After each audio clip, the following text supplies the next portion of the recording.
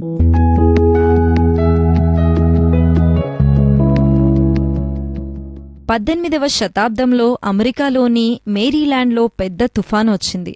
ఒక పెద్ద చెట్టు రోడ్డుకు అడ్డంగా పడిపోయి ట్రాఫిక్కు అంతరాయం కలిగించింది. దాన్ని తొలగించడానికి సైనిక బృందం పంపించబడింది. వారు ఆ చెట్టును లేపలేక దాని కొమ్మల్ని నరికి పక్కన పడేశారు. అయినా ఆ మ్రానును కదిలించలేకపోతున్నారు. వారి నాయకుడు గుర్రంపై కూర్చొని వారికి సలహాలిస్తున్నారు.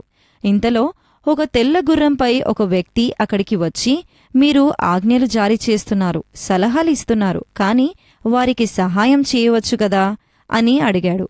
నాయకుడు అది నా హోదాకు తగిన పని కాదు అని దురుసుగా సమాధానమిచ్చాడు. వెంటనే తెల్లగుర్రంపై ఉన్న వ్యక్తి కిందికి దిగి సైనికులకు సహాయం చేసి మ్రానును తొలగించాడు. నాయకుడు, ఇంతకు మీరు ఎవరు అని ప్రశ్నించాడు. అతడు గుర్రమెక్కి, నా పేరు జార్జ్ వాషింగ్టన్ అని చెప్పి వెళ్ళిపోయాడు. వచ్చింది తమ దేశ అధ్యక్షుడేనని తెలుసుకున్న నాయకుని గొంతు తడియారిపోయింది. చాలామందికి నాయకులు కావాలన్న ఆశ ఉంటుంది, కానీ అందరికంటే గొప్పవారిగా ఉండాలనుకున్నవారు అందరికీ పరిచారకుడై ఉండాలని బైబిల్ చెబుతుంది.